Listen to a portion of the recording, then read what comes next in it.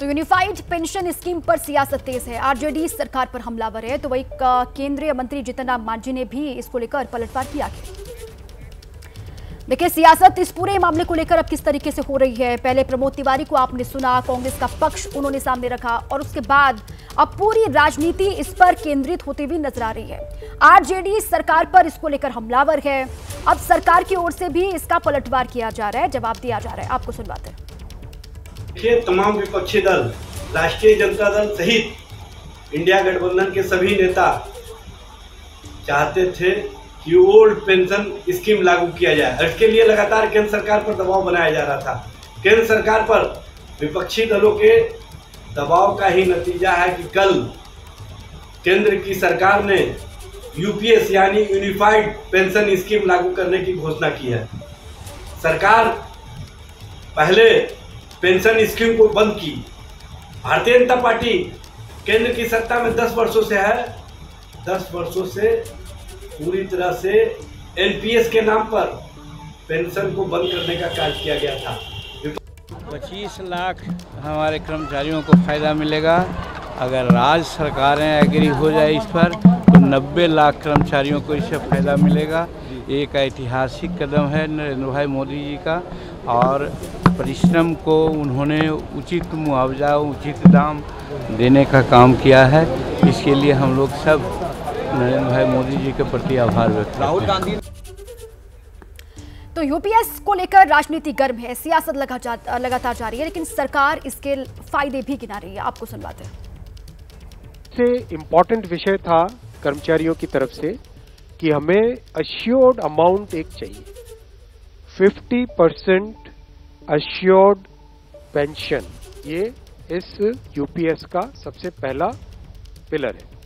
जो ये अमाउंट मिलेगा वो रिटायरमेंट से पहले के 12 महीनों की एवरेज बेसिक पे का 50% होगा। सर्विस रहेगी वो रहेगी 25 इयर्स। सेकेंड पिलर इस यूपीएस का है अश्योर्ड फैमिली पेंशन। किसी भी कर्मचारी के डिमाइज से पहले, इमीडिएटली पहले जो पेंशन थी, अमाउंट था, उसका 60% मिलेगा एम्प्लॉय के, डिसीज्ड एम्प्लॉय के स्पाउस को। थर्ड पिलर है assured minimum pension.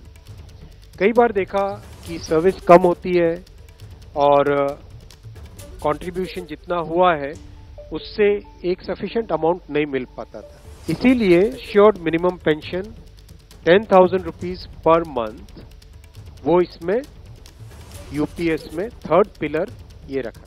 Fourth pillar है इन्फ्लेशन के साथ indexation. Assured pension, assured family pension और अश्योर्ड मिनिमम पेंशन, इन तीनों के ऊपर इन्फ्लेशन इंडेक्सेशन डीएनएस रिलीफ के बेसिस पे मिलेगा। पांचवा पिलर है lump sum payment at superannuation in addition to gratuity. हर 6 महीने की सर्विस के लिए monthly emoluments which means pay and DA combined, उसका 10% अमाउंट। 30 इयर्स की सेवा है तो उसमें तो उसको 6 महीने की इमोल्यूमेंट्स जो उसकी रहेगी, पे प्लस डीए मिला के, वो एक लमसम अमाउंट की तरह मिलेगा। यूनिफाइड पेंशन स्कीम पर शिवसेना और आम आदमी पार्टी ने भी सरकार पर हमला किया है। स्कीम बनाई है, अगर वो लोग स्वागत करते हैं तो अच्छी बात है। चुनाव के पहले इस तरीके का, तो चुनाव से पहले ये बातें होती है ना। चुनाव से पहले अगर कुछ लोग देश को युद्ध के खाई में ढकलते हैं तो और क्या होना चाहिए, दंगे कराते हैं, चुनाव जीतना है। चुनाव जीतने के लिए इस हमारे देश के लोकतंत्र में कुछ भी होता है, वार रुकवाते भी है और वार शुरू भी करते हैं। तरीके से केंद्र सरकार के एम्प्लॉइज ने इस बार भारतीय जनता पार्टी के खिलाफ वोट दिया। भारतीय जनता पार्टी की अकल थोड़ी ठिकाने आई है और मुझे लगता है कि बहुत जल्द और भी अन्य जो इन्होंने फैसले लिए, जैसे इन्होंने अग्निवीर का फैसला लिया जिसके अंदर लाखों लोगों को का जो सपना था फौज में जाने का, उसको तोड़ा, उस फैसले को भी बहुत जल्द वापस लेंगे। तो देखिए यूनिफाइड पेंशन स्कीम को लेकर सियासत लगातार जारी है। अब ये स्कीम है क्या, इसके बारे में कुछ डिटेल्स है हमारे पास, वो आपको हम बताएं।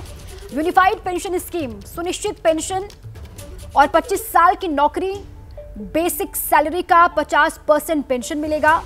10 से 25 साल की नौकरी करने पर यह मिलेगा और साथ ही देखिए नौकरी के अनुपात पर पेंशन दिया जाएगा। ये कुछ डिटेल्स हैं, कुछ पॉइंटर्स हैं। सुनिश्चित पारिवारिक पेंशन और साथ ही आखिरी पेंशन का 60% हिस्सा ये होगा। और सुनिश्चित न्यूनतम पेंशन कम से कम 10 साल की सेवा करनी होगी, ये इसमें गाइडलाइंस हैं। और साथ ही 10,000 रुपये प्रति माह इसमें मिलेगा। इसके अलावा महंगाई दर के हिसाब से पेंशन बढ़ेगी, ये भी जानकारी है। कर्मचारियों को एनपीएस यूपीएस में चुनने का विकल्प भी होगा। जो सरकारी कर्मचारी होंगे उनको चुनाव करने का अधिकार भी होगा एनपीएस और यूपीएस में। अब देखिए 25 लाख केंद्रीय कर्मचारियों को इसका सीधा फायदा मिलेगा। सरकार की ओर से ये बड़ी सौगात आप कह सकते हैं केंद्रीय कर्मचारियों को दी गई है। और सरकार को लागत 6,250 करोड़ की इसमें आएगी। यूनिफाइड पेंशन स्कीम क्या है और कैसे कैसे इसका फायदा मिलेगा, किस किस को फायदा मिलेगा, उसके बारे में ये जानकारी आपके सामने है। राज्यों के लागू करने पर 90 लाख कर्मचारियों को इसका फायदा होगा। जो 90 लाख कर्मचारी होंगे, अलग अलग राज्य अगर लागू करेंगे तो वहाँ के कर्मचारियों को भी इसका फायदा मिलेगा कर्मचारियों को। और 1 अप्रैल 2025 से ये प्रभावी हो जाएगा, ये एनपीएस वाला जो नया स्कीम है। इसके अलावा एनपीएस से कैसे अलग है यूपीएस, ये भी आप जानिए। एनपीएस कर्मचारी बेसिक सैलरी का 10% और बेसिक सैलरी का 10% कर्मचारी यूपीएस में, ये अंशदान जो है उसके बारे में। आईए के रूल्ड स्टेट्स हैं, कई राज्य हैं, और अब केंद्र सरकार ने उसको 14% से बढ़ा के 18% कर दिया। इसलिए आईएनडीआई और राहुल गांधी को चाहिए कि उनकी पार्टी का जो राज्यों में सरकार है उनको वो कहे कि केंद्र के इस मॉडल को अपने अपने राज्यों में भी लागू करें। लॉ एंड ऑर्डर पर